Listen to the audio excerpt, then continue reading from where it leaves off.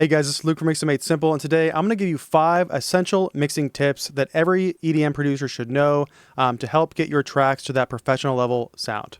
Before we get started, make sure you look in the description below and grab a free copy of my ebook. It'll help save you a lot of time, money, and frustration, and it'll really help you on your journey, your EDM production journey. Okay, so tip number 1 is just to take the volume of your kick and set it and forget it. And so what I mean by that is if I have a kick drum, I like to just set my kick drum around like -8 dB, -7 dB, and this is going to help you in a couple different ways. First of all, if you just set the volume of your kick and you never touch the volume of that kick drum, it's going to help you to mix everything around that kick and ensure that the kick is really popping through in the mix. Now in dance music, the kick drum is the most important element of your mix. And if you don't have that, if the kick, a lot of times I'll hear amateur productions, like let's say I'm on Reddit and I listen to a production, like on the feedback section, a lot of times I'll hear the kick just getting lost in the mix, and we really don't want that. The kick is like the most important thing of the mix. In EDM, it would be like the kick,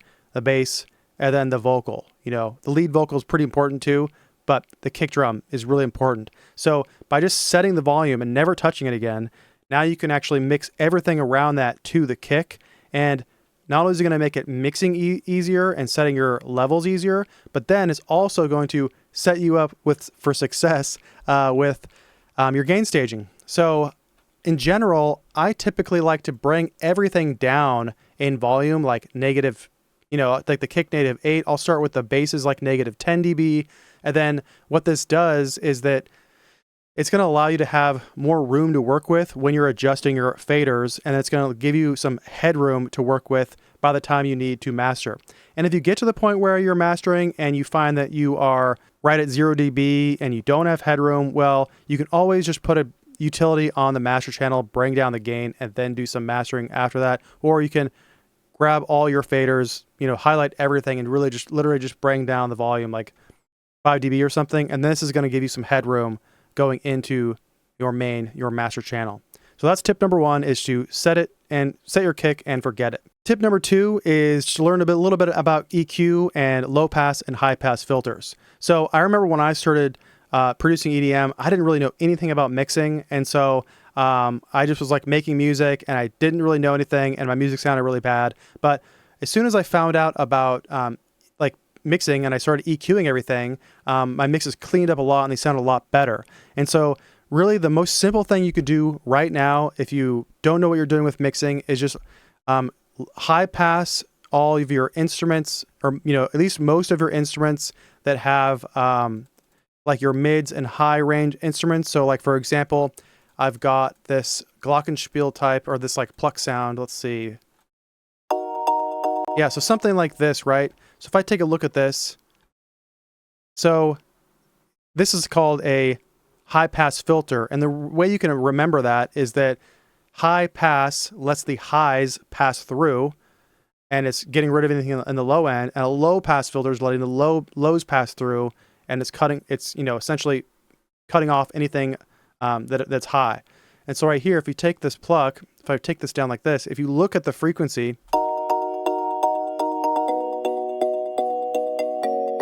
so if you look at all this stuff down here, like none of that's necessary, and all that's going to do is just it's gonna muddy up your mix. And so if you take this, an easy thing you can do right now is that if you go like this, go up to where it's really extreme, and then back down until it sounds good again, and it sounds like you can hear most of the instrument.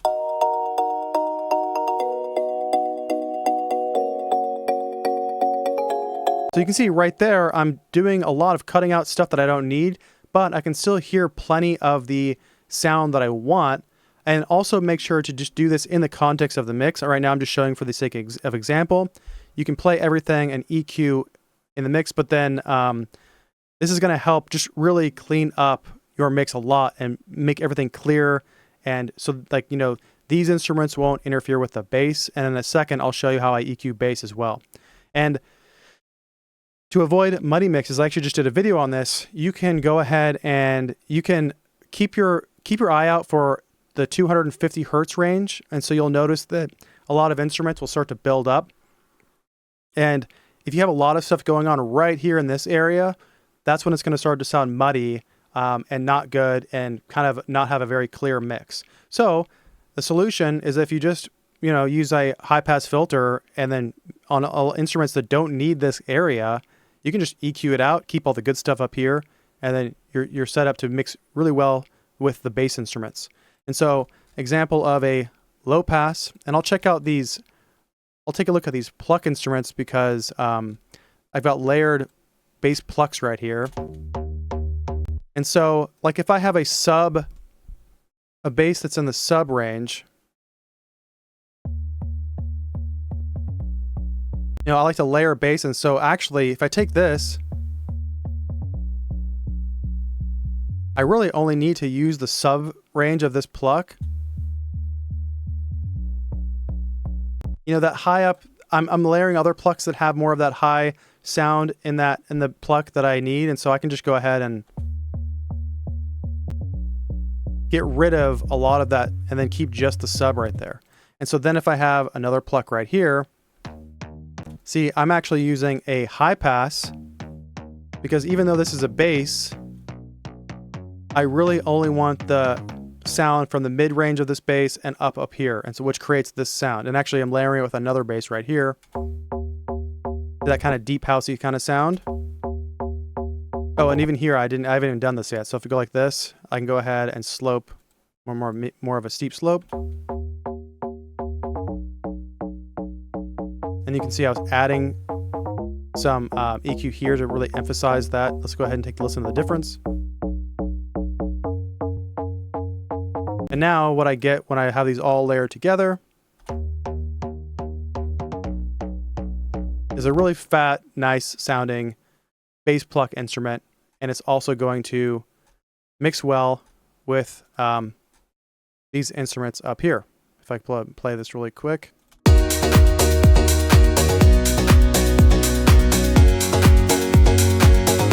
So this is still a track that's in progress, but you can go in here, you can hear that the kick's popping through and all the other instruments are really nice and crystal clear. All right, tip number 3 is that you should start using sends and returns. And there's a couple of reasons that you want to do this. Using sends and returns can really help save on CPU usage. So hypothetically, let's say that you put a reverb or whatever plugin on every single one of your tracks and you have a lot of tracks go on. Well, this percentage up here in Ableton can start getting, it can start going really, really high, and Ableton starts to, things start to crackle, Ableton starts to crash, stuff like that. And so it helps save on CPU usage and just more efficient. And the second reason, it's really easy to make things more cohesive. So if you have one reverb, return track here, and if I send all my instruments to this reverb, it's a really great way to add some atmosphere and cohesiveness to my track versus taking one reverb with different settings and throwing it on a bunch of different tracks, which I'm not opposed to putting reverb on like different tracks, like putting it straight onto the track itself.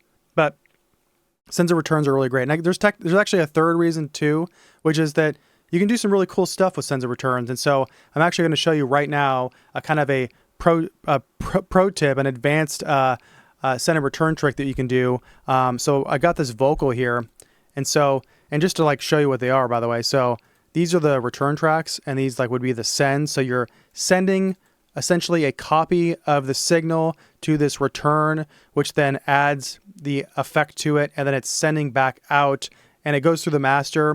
And this is actually technically parallel processing, because if I throw a reverb directly on this track, you're affecting the entire track, whereas if you use send and returns, it's essentially sending it's working in parallel processing, which is also useful because if you're working with a vocal, you can add reverb and delay and stuff and still have that vocal be nice and up front, but then use sends and returns to add a nice parallel type of, add reverb to it while keeping the, without washing away the reverb.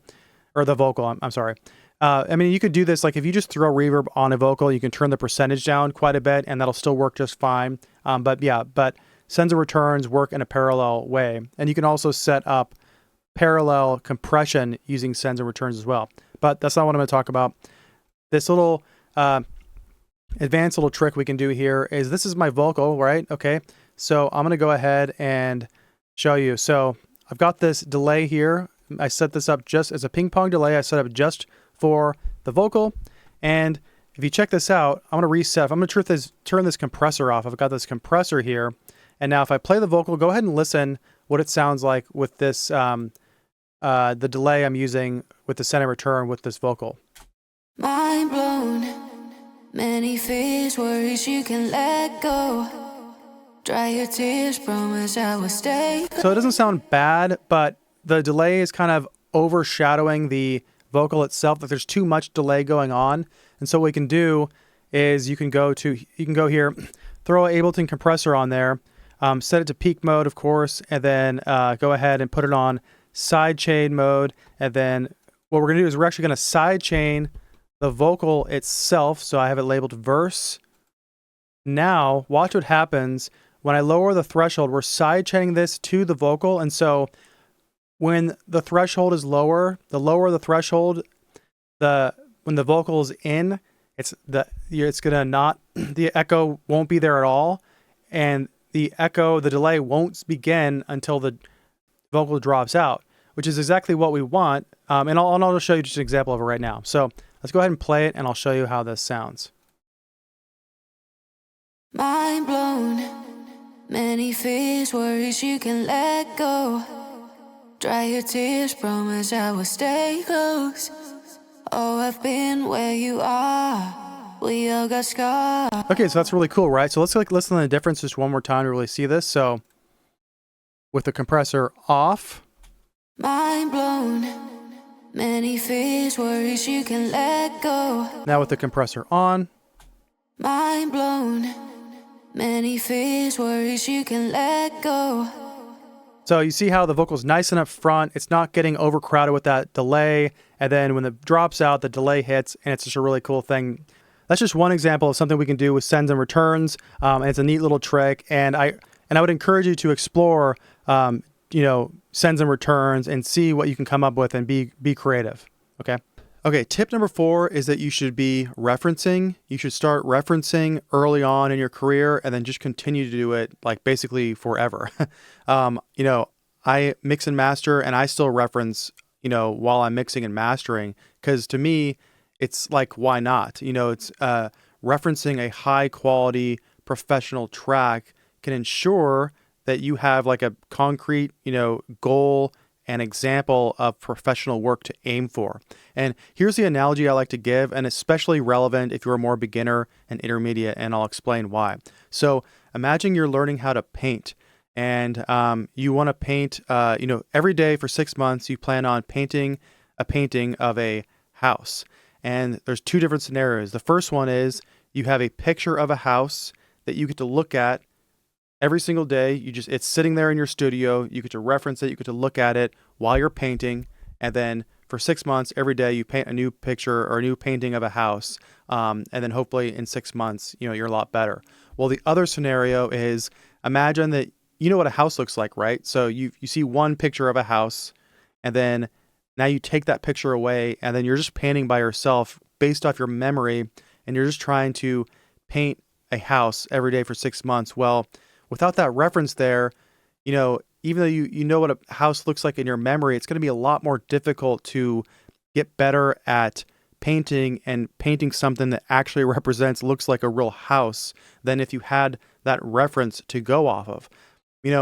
However, obviously, once you get to like a pro level, like, someone like Bob Ross can just paint, a beautiful like picture from scratch because they're a pro. If you have like Skrillex or Disclosure or Seven Lions or any of these guys, like, yeah, I'm sure that they, and for me, like I can produce a pretty high level track from scratch from the get-go, but especially in the earlier stages of your career, like, the first couple of years, as far as producing goes, it's just going to be really, really helpful to be referencing something and having something to go for.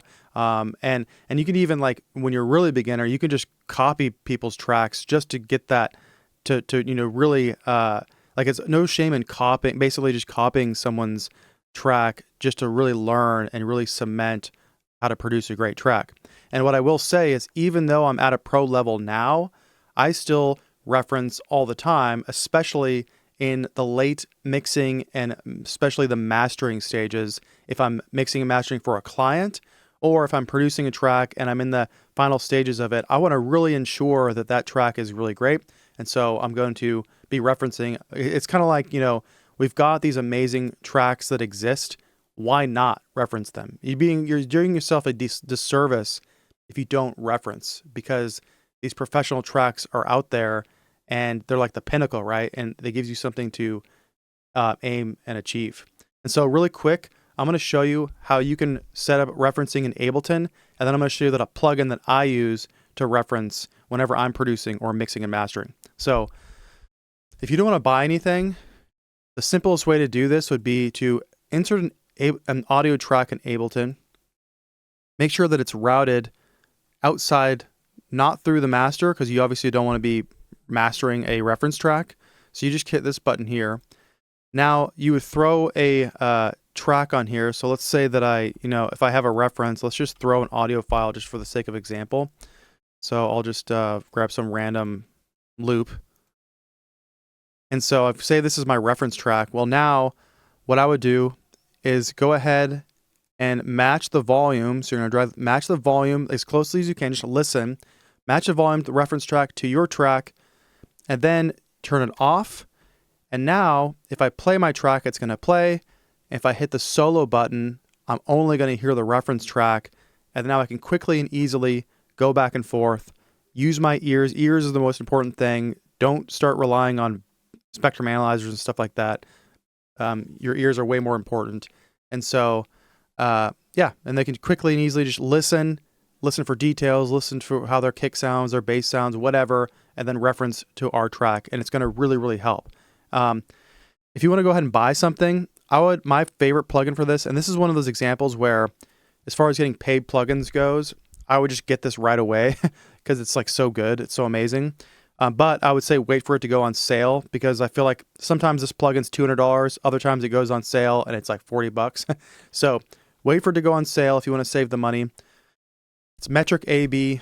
It's really fantastic. You can put all of these, or you can put several tracks in here, and then you hit this AB button. It goes back and forth. You can hit this automatic, whereas I don't have it set up. Oh, if I go to playback, you can match the volume automatically, or you can set it yourself to match the volume of your track.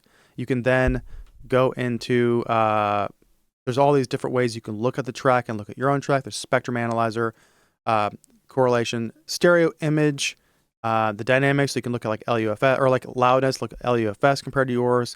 And all these filters you can do. There's so much you can do with this, okay? And so I'd highly recommend this. It's a great plugin for referencing, and yeah, it's going to really help. And so that's basically it. I don't want to go too far. I don't want to keep rambling on. But yeah, start referencing now, get used to it, and just honestly continue to reference the rest of your career. Okay? All right, lastly, we've got tip number 5, which is to learn how to use compression early on, and try to have an understanding of it early on. For me, I probably went several years without really knowing what I was doing when it came to compression, and I would compress everything and didn't know how any of it worked, and I probably just made my productions and mixes a lot worse because of that. So I'm going to link in the description below a link to one of my videos that shows the basics of a compression and how to use one. So you can go and check that out. It's a little bit longer. But right now I'll go ahead and explain it really quickly for you, just to give you like a good, good way to look at compression, and then like keep this in mind as you go on to learn about it and then use it in your mixes. So there are basically 2 purposes of compression. If you look at it through these 2 lenses, it's pretty easy to have an understanding of like when and why and how to use compression. So the first main purpose of compression is to control the dynamics of a signal, and the second purpose is to just shape the tone of a signal. So let's go through the first reason really quick. So when we say control the dynamics, well, first of all, what are the dynamics? What is the dynamic range of a signal? Well, dynamics are simply the differences between the quiet parts and the loud parts of a signal. So if you've got a singer, for example, you've got a vocal, the singer is going to sing, and some of it's going to be quiet, some of it's going to be loud, and dynamics is what makes a performance more exciting. So if you go see an orchestra, for example, there's going to be times where it gets really, really quiet, and there's going to be times where it gets really, really loud and exciting, and that's what makes a dynamic performance. And so the main reason compression was invented in the first place, I think it was for a radio broadcast, but it's to control dynamics. And what we mean by this is, so I've got a vocal here, and if you think about it like this, if you have a raw vocal, someone singing into a microphone, they're going to naturally sing with a lot of dynamics. And so some parts are going to be kind of quiet. And if they're too quiet, you're not going to be able to hear them. And so what do? You turn it up. But then if you turn it up, some parts are going to be too loud. And let's say they get too loud, all of a sudden you're like, oh, I have to turn it back down again. So you're constantly having to turn it up, turn it back down. And so what a compressor does is it basically does this for us. And so we have a compressor, and then we've got basically when the vocal gets past a certain threshold, we control this threshold. It goes above the threshold, and it automatically turns it down right away. And based on the parameters set, we've got a ratio which depends on how much compression we're doing. We've got the attack and release time. The attack is how quickly the compressor is going to react when it goes past that threshold. Release time is how quickly it resets. And to show you an example of this so you can really hear compression, I'll go ahead and play this vocal. And what you're going to listen for is that with no compression at all, the raw vocal, it's going to be coming like it's in and out, okay? The quiet parts will be too quiet, the loud parts will be too loud. So let's go ahead and listen to this and just listen for that. And then it's a really well-recorded vocal, but go ahead and take a listen to that. And then I'll show you when the compressor is on, and you can really hear compression for controlling dynamics in action. So let's go ahead and take a listen. No compression. I was sleeping before we met, in the dark and tired. I was reckless, so I admit I started on my fire. All of the messes that I have made led me to you, my babe.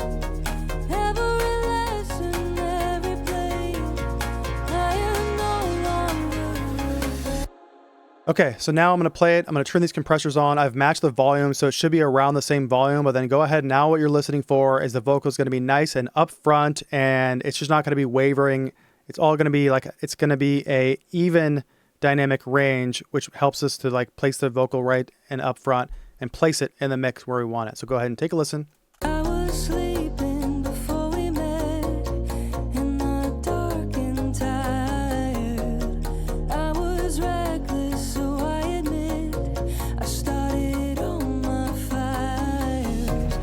All of the messes that I have made led me to you, my babe. Every lesson, every play, I am no longer. Now you see what a difference that made, and this is the beauty of compression to me. I really like this example. And just in case you didn't hear it, I'm gonna go ahead and play this part right here. Now go listen to where right here you'll hear this word gets lost. Let's see. I started on my So when she says started on, the word on, you can listen to how that gets really lost. So listen one more time, no compression, and then I'm gonna turn the compression on right away, and then listen how you can really hear the whole thing again. I started on my fire. I'm sorry, the word is all, not on. It started all my fire. So one more time. I started on my fire. I started on my fire. Okay, so you can hear it's just much better that way. The word doesn't get lost. Everything's kind of up front and more even. So that is the first purpose of compression, control dynamics. The second purpose would be to shape the tone of a signal. And this is a good example of how you can get to hear compression. And so a good way to practice really hearing compression is if you take a snare drum. And so if I go down here and I go and I play, let's see, actually, let's just take a clap in this example. So I got a clap here. Okay, so what we're going to do is I've got this compressor here. And when I say shape the tone, what that means is if I have a really fast attack and I lower this threshold down, well, the compressor is going to react so fast that it's going to kind of squash this clap, and it's going to actually completely change how the clap sounds. So let's go ahead and listen to this, and then I'll bring the threshold down. You can hear what it does.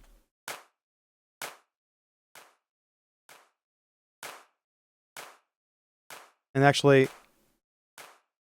let's go back and forth. And that's not very loud. Let me turn it up so you can actually hear that better. Okay.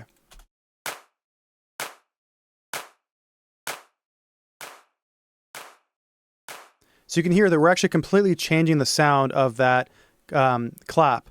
And if you had a slow attack, what that's going to do, 30 milliseconds or slower, now what's going to happen is if you lower the threshold, it's going to let some of the transient, some of the snappy part of the clap through, which is going to actually make it, it's going to emphasize the attack of the clap, and it's actually going to make it more snappy. So let's go ahead and take a listen. Now without it, with compression, maybe lower the gain a little bit.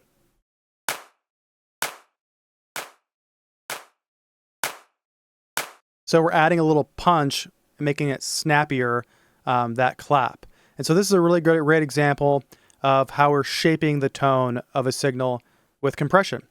And so, yeah, so if you ever want to change the sound of a signal like that, you can use compression. If you ever need to control the dynamics, you're pretty much always going to want to control the dynamics of a raw vocal.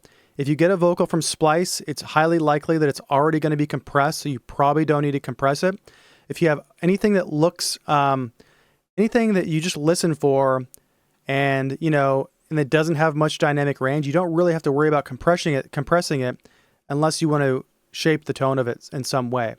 But if it's some kind of instrumental or like a piano or something like that, and you just feel like it's getting lost in the mix, and you want to kind of lower the dynamic range a bit, place it in the mix, or you just want to maybe make it more pop a little bit, or maybe take away some of the pop of it at a fast attack, you can do that. So that's the ways. Start thinking about that now. And I'm going to link, by the way, in the description, a video on compression that you can watch to get more examples. But yeah, and also if you've made it this far, I have a mixing course called Mix Immersions. I'll have a link for that in the description below as well. And I go a deep dive on compression. I mean, I go tons of examples. Like by the time you get through it, you're like, you'll know when, why, how to use compression, and it's amazing. And so I'll link to that in the description below as well. So that was the 5th tip. We've made it through. I hope these really help. I know it's one of those things, if you're a beginner or even more intermediate, you just don't know the things that you don't know, right? And so I just hope that watching this video, if you're a new producer, really helped you, especially on your journey, because I know you have to learn all this mixing and mastering stuff, and it can be really complicated. So yeah, I hope this helped. Please like and subscribe, and I'll see you guys again next time. All right, see ya.